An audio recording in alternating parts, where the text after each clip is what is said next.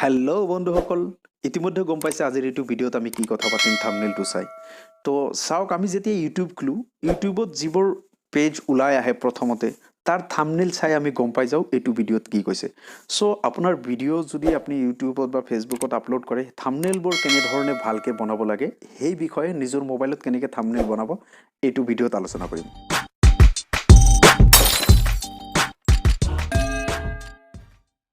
নমস্কাৰ জনাইছোঁ মোৰ লগতে ৰংগৰ অসম পাইপ চেনেলৰ তৰফৰ পৰা আজিৰ এইটো ভিডিঅ'ত কথা পাতিম আমি HD থাম্বনেইল নিজৰ মোবাইলত কেনেকৈ বনাব পাৰি তো এতিয়ালৈকে যদি চেনেলটো সাবস্ক্ৰাইব কৰা নাই সাবস্ক্ৰাইব কৰক লগতে বেল আইকনটো দবাই ৰাখক যাতে আগলৈ ভিডিঅ' আপলোড কৰিলে প্ৰথমতে নটিফিকেশ্যন আপোনাৰ তাত গুচি যায় আহক মোবাইল স্ক্ৰীনত যিটো এপছ খুলিছোঁ এটো হয় PixelLab এটো ডিসক্ৰিপশন বক্সত লিংক দিয়া থাকিব আৰু যদি আপুনি বিচাৰে প্লে ষ্টৰৰ পৰা PixelLab ডাউনলোড কৰিব পাৰিব প্ৰথমতে নিউ টেক্সট আছে মই ইয়াক ডিলিট কৰি লম ওপৰত লেফট সাইডত ডিলিট আইকন আছে তাত টিপিলে ডিলিট হৈ গল এতিয়া প্ৰথমে ৰাইট সাইডত ওপৰত 3 ডট দিয়া আছে তিনিটা পিন দিয়া আছে তাত আমি টাচ কৰিম টাচ কৰাৰ পিছত চাওক ইমেজ সাইজত কাস্টমত টাচ কৰিলে ইয়াত চাওক YouTube channel banner thumbnail Facebook cover সব বনাব পাৰো ইউটিউব থাম্বনেইল চুজ কৰাৰ লগে লগে 1280 আৰু 720 পিক্সেলত এটা সাইজ লৈ লৈছে এটো হল ইউটিউব থাম্বনেইল সাইজ এটো অটোমেটিক দিয়া আছে তো এতিয়া প্ৰথমতে আমি ইয়াৰ ব্যাকগ্ৰাউণ্ডটো ল'ব লাগে এই ব্যাকগ্ৰাউণ্ডটো সিঙ্গেল কালাৰত ললে আমাৰ এনে ধৰণৰ যিকোনো এটা কালাৰ ল'ব পাৰো আৰু যদি ইয়াতকে বেছি কালাৰ ল'ব লাগে প্লাস আইকনত যেটো আছে তাত টাচ কৰিলে ইয়াৰ পৰা আমি যিকোনো কালাৰ চুজ কৰিব পাৰিম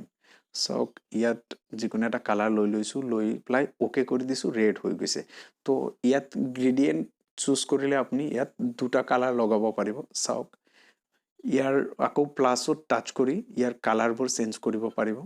এই যেনে ধৰণৰ পেজৰ প্যাটাৰ্ন ৰাখিব আপুনি এবোৰ নিজে নিজে আপোনাৰ মোবাইলত চেঞ্জ কৰিব পাৰিব সক ইয়াত টাচ কৰি পেলাই আৰু তলত বাকেটত টাচ কৰি ইয়াৰ পৰা যিকোনো কালাৰ চয়েস কৰি দিলে এটো সাইডত এই বাকেট দি আমি কালাৰ উঠালো এটো আহিল আকৌ লেফট সাইডত আকৌ বাকেট চুজ কৰিলো কৰি পেলাই তাত এটো কালাৰ দিলো আৰু এটো ওকে কৰি দিয়াৰ লগে লগে গ্ৰেডিয়েন্টত আমাৰ কালাৰটো এনেকুৱা আহিল আপুনি বিচাৰিলে এনেকুৱা ল'ব পাৰে না ইমেজ বুলি দিয়া আছে ইমেজত টাচ কৰিলে ইয়াত সিস্টেমত বহুত কেটা অলৰেডি ফটো দিয়া আছে ইয়াৰ পৰা যিকোনো এটা ইমেজ আপুনি সিলেকশন কৰি ল'ব পাৰিব তাৰ কাৰণে এটো কোনো কপিৰাইট নাহে এটো আপুনি ফ্ৰীত ল'ব পাৰিব ইয়াৰ পৰা যিকোনো এটা সিলেকশন কৰিব পাৰিব নাইবা ফ্ৰম গ্যালাৰি যদি আপুনি অলৰেডি গুগল ইমেজ ডাউনলোড কৰি ৰাখিছে নাইবা আপোনাৰ যেটো টপিক থাকিব টপিকৰ অনুযায়ী যদি আপুনি অলৰেডি বেলেগ কিবা টপিক লগাব তেনেহলে সেই হিচাপত আপুনি ইমেজ এটা সিলেকশন কৰিব পাৰিব আমি নিশ্চয় জানো এটা থাম্বনেইল বনাওতে ইমেজ টেক্সট আৰু মানে ব্যাকগ্ৰাউণ্ড লাগিব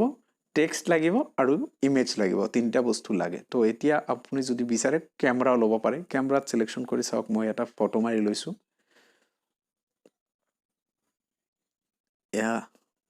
নিজৰ ক্যামেৰাত শুট কৰি আপুনি বিচাৰিলে ইয়াক যেহেতু সাইজটো অলৰেডি সেটিং কৰা আছে ফটো লোৱাৰ লগে লগে নিজে নিজে সাইজটো লৈ লৈছে আপুনি ইয়াকো ব্যাকগ্ৰাউণ্ড কৰিব পাৰিব চাওক সাইজটো হেতুৱে আহি গৈছে তো এটো যদি কৰিব নিবিচাৰে মই একচুয়ালি যেটো সিস্টেমত ইমেজ দি আছে তাৰ পৰা যিকোনো এটা লম এয়া মই এটো সিলেকশন কৰি লৈছো চাওক যেতিয়া ইয়াৰ ইমেজটো লৈছো ইমেজ লোৱাৰ পিছত ইয়াৰ ওপৰত এতিয়া এটো ব্যাকগ্ৰাউণ্ড হৈ গল ইমেজৰ পৰা আমি ব্যাকগ্ৰাউণ্ড ললো প্লাস আইকনত সিলেকশন কৰি মই আৰু ইমেজ লম ইমেজ অলৰেডি মই গ্ৰীন স্ক্ৰিনত গুগলৰ পৰা এবৰ গ্ৰীন স্ক্ৰিনৰ পিকচাৰ অলৰেডি মই ডাউনলোড কৰি ৰাখিছিলো এই গ্যালাৰিৰ পৰা এটুক আকৌ এড কৰিলো মই ইয়াত প্ৰথমতে অলপ সাইটৰ পৰা চাওক ক্ৰপ কৰি লৈছো যেনেকুৱা ভিডিও এডিটৰত ক্ৰোমা কিৰ জৰিয়তে গ্ৰীন স্ক্ৰিন ৰিমুভ কৰিব পাৰি আপুনি এইটো এপছৰ যোগেদি ইয়াৰ পৰা ইয়াৰ ব্যাকগ্ৰাউণ্ড স্ক্ৰিনটো চেঞ্জ কৰিব পাৰিব ব্যাকগ্ৰাউণ্ডৰ যিকোনো এটা কালাৰ আপুনি যদি বিচাৰে ইয়াৰ পৰা চেঞ্জ কৰিব পাৰিব চাওক ইয়া erase colour erase colour enable কৰাৰ লগে লগে চাওক ইয়াত পেন্সিল আইকন আছে পেন্সিল আইকনটো লৈ আহিলো মই ইয়াৰ পৰা চাওক মই বেকগ্ৰাউণ্ড সিলেকশন কৰিলো কৰাৰ লগে লগে অটোমেটিক্যালি ইয়াত বেকগ্ৰাউণ্ডটো আউট হৈ গৈছে কিন্তু তথাপিও সাইডেদি অলপ দেখা গৈ আছে মই এইখিনি অলপ এই তলৰ অপচনবোৰ যে আছে অলপ লৰচৰ কৰিলে ইয়াৰ বস্তুটো আপোনাৰ কমি আহিব আপোনাৰ পিকচাৰ অনুযায়ী ইয়াত সিলেকশনটো মিলাই লব আৰু মই আপোনালোকক জনাইছো মই এটো ইমেজ লৈছো আপুনি এটোই ইমেজ লব লাগিব এনেকুৱা কোনো কথা নাই আপুনি আপোনাৰ টপিক অনুযায়ী যিকোনো ইমেজ লব পাৰে তো মই এটো ভালদৰে কালাৰটো সেটিং কৰি লৈছো তাৰ পিছত ইয়াক যেহেতু ইমেজ দিছো তো ইয়াক মই ষ্ট্ৰোক লগাম আৰু ইয়াৰ পৰা সৰু ডাঙৰ কৰিব পাৰে বেকগ্ৰাউণ্ড ক্লিন হৈ গল আপোনালোকে চাই আছে এতিয়া চাওক পিকচাৰটো মই ইয়াত সেটিং কৰি দি আছো আৰু তাৰ পিছত মই ইয়াত ষ্ট্ৰোক লগাম ষ্ট্ৰোক কালাৰটো মই ৰাখিম একচুয়ালি বেকগ্ৰাউণ্ড ৰঙা আছে আৰু মানুহজনৰ সেই কাৰণে মই বেকগ্ৰাউণ্ডটো মই হোৱাইট ৰাখিম ইয়া প্লাছত আহি ইয়াৰ পৰা আপুনি এনে ধৰণে কালাৰটো চেঞ্জ কৰিব পাৰিব ইয়াত এতিয়া হোৱাইট হৈ গৈছে এতিয়া ওকে কৰি দিম ওকে কৰাৰ লগে লগে ইয়াত টুত আছে টুৰ পৰা এটো বৰালে চাওক ষ্ট্ৰোকটো ডাট হয় বা পাতল হয় এটো মই 4ত ৰাখি দিলো এতিয়া চাওক ইয়াৰ পৰা শ্যাডো দিম মই অলপ শ্যাডো ব্ল্যাকত আছে মই এটো আৰু চেঞ্জ নকৰো হোৱাইট ষ্ট্ৰোকত শ্যাডো ব্ল্যাক হলে বেছি ভাল লাগে এতিয়া ব্যাকগ্ৰাউণ্ড হল ইমেজ হল আকৌ প্লাছত কৰি চাওক প্লাছত টাচ কৰি টেক্সট লম আমি নিউ টেক্সট আহি গল তে নিউ টেক্সটত ডাবল টাচ কৰিব নাইবা ইডিটত এ লিখা আছে তাত ইডিটত টাচ কৰাৰ লগে লগে পেজ নতুনকে খুলি আহিব ইয়াত ইংলিশ এছামিজ আৰু হিন্দী বা বেঙ্গলী যিকোনো ভাষাৰে আপুনি ক্যাপশন লিখিব পাৰিব তো এইচডি থাম্বনেইল মই লিখি দিছো এইখিনি মই ইংলিশত লিখিম এইচডি থাম্বনেইল চাওক এয়া লিখা হল ইয়াক মই ইয়াত কেনে ধৰণে ইয়াক সৰু সাইজ বুলি দিয়া আছে তাত সাইজত টাচ কৰিলে আপুনি ইয়াৰ সৰু ডাঙৰ কৰিব পাৰে সাইজটোৰ পৰা তো এটো মই ইয়াৰ পৰা সৰু ডাঙৰ নকৰো মই ইয়াৰ পৰা মেনুৱেলি কৰি লম চাওক ফন্ট দিয়া আছে ফন্টত এইচডি থাম্বনেইল বহুত কেটা ফন্ট ইয়াত দিয়া আছে তাৰ পৰা সিলেকশন কৰি লব পাৰিব মই ইয়াৰ পৰা দেখুৱাই দি আছো আপোনালোকক বহুত থাম্বনেইল আছে আপুনি বিচাৰিলে আপোনাৰ ইচ্ছা অনুযায়ী ইয়াৰ পৰা সিলেকশন কৰিব পাৰিব কোনটো আপোনাৰ ভাল লাগে হেতু আপুনি লৈ লওক আৰু এইচডি থাম্বনেইল যেহেতু বনাব আখৰবোৰ যদি অলপ ডাট হয় আৰু সদায় ট্ৰাই কৰিব থাম্বনেইলত যাতে লিখা অলপ কম থাকে কম লিখাত যাতে বেছি ভাল হয় তেনেকৈ বনাবলৈ ট্রাই কৰিব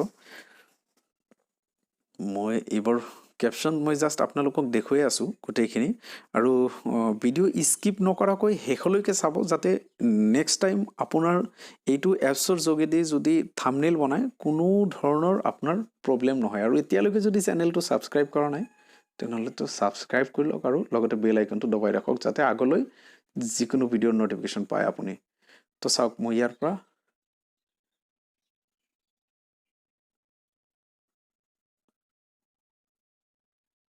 অমৰনাথ বল্ডত মই লৈছো চাওক ইয়াৰ থাম্বনেইলটো লিখাটো এনেকুৱা আহিছে মই এটো মেনুৱেলি এটো এডজাস্টমেন্ট কৰিম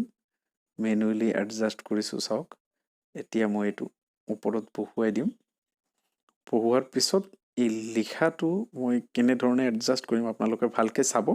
এনে ধৰণে পিছলে আপুনিও কাম কৰিব পাৰিব কাৰণ মই সেই কাৰণে আপোনালোকক স্কিপ কৰা নাই ভিডিও বা কাট কৰা নাই এ টু জেড আপোনালোকক ভালকে দেখুৱাই আছো যাতে নিজে পিছত কাম কৰতে কোনো প্ৰবলেম নাপায় সব মই প্ৰথমতে ইয়াত ব্যাকগ্ৰাউণ্ডটো আপুনি লিখাখিনিৰ এক্সট্ৰা ব্যাকগ্ৰাউণ্ড লগাব পাৰিব হোৱাইট লগোৱাৰ লগে লগে দেখা পোৱা নাই কাৰণ ফন্টখিনি মোৰ হোৱাইটত আছে প্লাছত লৈ আপুনি যিকোনো কালাৰ ব্যাকগ্ৰাউণ্ডত লব পাৰে তো মই ইয়াত আকৌ ব্যাকগ্ৰাউণ্ড কালাৰটো গ্ৰেডিয়েন্টও কৰিব পাৰে মই কালাৰ নাৰাখো চাওক ইয়াত কাৰ্ভ বুলি দিয়া আছে কাৰ্ভত আপুনি আহিলে চাওক ইয়াক তেনেকৈ আপোনাৰ ধৰক পোষ্টাৰবোৰ বা থাম্বনেইলবোৰ এইটো কাৰ্ভ ষ্টাইল ইয়াত লগালে লগাব পাৰিব মই ইয়াত কাৰ্ভ নলগাও ইয়াত ষ্ট্ৰোকত আহিলো ষ্ট্ৰোক ইনেবল কৰাৰ লগে লগে ইয়াত কালাৰটো চুজ কৰিম আমি কোনটো কালাৰত লম মই ষ্ট্ৰোক কালাৰটো ইয়াত যিটো দিয়া আছে এইটোৱে থাকিল ইয়াত অলপ বঢ়াই দিলো আকৌ শ্যাডোত যাম এনেবল শ্যাডো সেম কালাৰ ৰাখি মই ইয়াত ব্লাৰ ৰেডিয়াসটো মই অলপ বঢ়াই দিলো 34 লৈকে আউটাৰ গ্লো এনেবল কৰি দিলো আউটাৰ গ্লোটো এনেবল কৰি দিয়াৰ লগে লগে চাওক কিমান ধুনিয়া দেখা গৈ আছে এটো হৈ গল আৰু তলত আহক 3D টেক্সট আপুনি যদি ইয়াত 3D টেক্সট লগাব বিচাৰে আপুনি লগাব পাৰিব চাওক 3D টেক্সট এনেবল কৰিলে এনে ধৰণৰ আহে অবলিক কৰিলে তলত বা ওপৰত বা লেফট সাইড বা ৰাইট সাইডত অবলিক কৰি আপুনি সেটআপ কৰিব পাৰিব এতিয়া লৈছো ৰিফ্লেকশন এনেবল লগে লগে চাওক লিখাটো তলত এটা ছা পৰি থকাৰ যেন লাগিছে লিখাৰ ছা পৰিছে যেন লাগিছে তো ৰিফ্লেকশনটো অলপ ডিসটেন্স আছে মই ইয়াত আৰু অলপ চপাই দিম চাওক ইয়াত কম বেছি কৰিব পাৰি যদি প্লাসত যায় আপোনাৰ ডিসটেন্স পাৰিব যদি মাইনাসত যায় তেনেহলে ভিতৰত সোমাই যাব তো মাইনাস মই বেছি মাইনাস নকৰো এনেকুৱা কৰিম যাতে সুই থকা যেন পায় তো তেনেকুৱা হলে 5 is enough হা 5ত হলে তেনেকুৱা লাগিছে তো মই 5ত ইয়াক ওকে কৰি দিলো মই ইয়াত ষ্ট্ৰোকৰ কালাৰটো অলপ চেঞ্জ কৰি দিম ষ্ট্ৰোক কালাৰটো ডিফাৰেন্ট ৰাখিম সাগে মই ইয়াত ৰেড কৰি দিম ষ্ট্ৰোকটো ৰেড কৰি দিলো ৰেড কৰি দিয়াৰ লগে লগে চাওক ইয়াত 3D দিয়া আছে বুলি বেক সাইডত এটো 3D এফেক্ট হৈ গৈছে তো মই এটো 3D এফেক্টটো সেই কাৰণে নাৰাখো কাৰণ তলত ৰিফ্লেকশন দিয়াৰ কাৰণে বেছি ভাল লগা নাই 3D এফেক্টটো মই অফ কৰি দিলো চাওক এতিয়া ষ্ট্ৰোকটো ৰেড হৈছে আৰু ব্যাকগ্ৰাউণ্ডটো লৈ গৈছে তো দেখাত ধুনিয়া লাগিছে তো মই এটো এইখিনিতে ফিক্সড কৰি দিলো তো আকৌ প্লাসত গৈ ইয়াত টেক্সট লৈছো লোৱাৰ পিছত নিউ টেক্সট আহিছে এডিট কৰিলো মই এইখিনি মই অসমীয়াত লিখিম নিজৰ ইয়াত মই নিজৰ মোবাইলতে কেনেকৈ নিজৰ মোবাইলতে হয় নিজৰ মোবাইলতে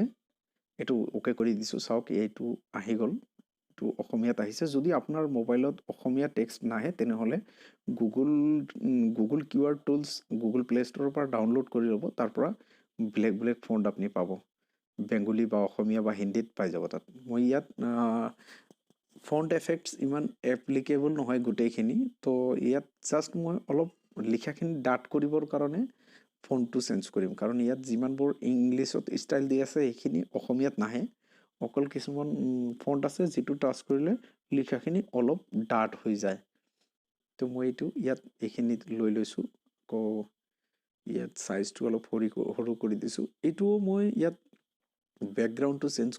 নকৰো মই ইয়াত সাইজটো মিলাই প্লাই ফ্ৰেন্ডস এতিয়ালৈকে যদি চেনেলটো সাবস্ক্ৰাইব কৰা নাই তেনেহলে সাবস্ক্ৰাইব কৰক লগতে বেল আইকনটো দবাই ৰাখক ইয়াত বোল্ড কৰিব বিচাৰিলে বোল্ড নহয় কাৰণ মই অলৰেডি ফন্টটো চেঞ্জ কৰি লৈছো এটো বোল্ড ফন্ট নহয় এটো ফিক্সড তো এতিয়া টেক্সট সাইজটো ঠিক আছে ইয়াত কালাৰটো মই আকৌ ইয়াৰ পৰা মাল্টি কালাৰ ল'ব পাৰো কিন্তু মই একচুয়ালি মাল্টি কালাৰ নলও এটো চাওক মাল্টি কালাৰ ললে এনেকুৱা দেখা গৈ আছে এটা কালাৰ মই লগাই দিছো আকৌ এটো ষ্ট্ৰোকত আনিছো চাওক মই ষ্ট্ৰোক লগাই দিছো ষ্ট্ৰোকত মই এটো হোৱাইটত ৰাখি দিলো ষ্ট্ৰোকটো চাওক ষ্ট্ৰোকটো হোৱাইটত ৰাখি দিলো 4ত দিয়া আছে 5ত কৰি দিলো মই আৰু ইয়াত শ্যাডো লগাম মই এতিয়া শ্যাডো এনেবল কৰাৰ লগে লগে চাওক ব্যাকগ্ৰাউণ্ড অলপ বগা হৈ আছে তো এটো অলপ বহাই দিম 35ত ৰাখিম আকৌ আউটাৰ গ্লো এনেবল কৰি দিলো দিয়াৰ লগে লগে চাওক গোটেইখিনি বেক সাইড বগা হৈ গৈছে তো এতিয়া অলপ মিলা নাছিল সেই কাৰণে 35ৰ পৰা ব্লাৰ ৰিডিউস কৰি কমাই আনিছো কমাই আনাৰ লগে লগে এনেকুৱা হৈ গৈছে মই এইখিনিতে ফিক্সড কৰি দিছো সেকেন্ড অপশনত আহিলো আমি আকৌ টেক্সট লৈছো নিজৰ মোবাইলতে বনাওক এতিয়া লিখিম বনাওক তো সদায় চেষ্টা কৰিব আপোনাৰ গুটেই থাম্বনেইলটোত ভাল লিখিবৰ কাৰণে কম লিখক যাতে ডিজাইনবোৰ অলপ টাইম লাগিলেও ভালকে কৰিব পাৰে তো নিশ্চয় আপোনালোকে মই এটা বস্তু আপোনালোকক দেখুৱাই আছো তো নিশ্চয় ভিডিওটো চাগে ভাল লাগি আছে লাইক কৰিব আৰু ফ্ৰেন্ড সকলৰ লগত শেয়াৰ কৰিব চাওক বনাওক মই এই ফন্টটো মই ইয়াত অলপ সেম নিজৰ মোবাইলতে যেনেকৈ লিখা হৈছে ঠিক তেনেদৰে ইয়াত মই ব্লেক ফন্ট নললো ডাইৰেক্ট বোল্ড কৰি দিলো ডাট হৈ গল এতিয়া মই ইয়াত কালাৰ চুজ কৰিম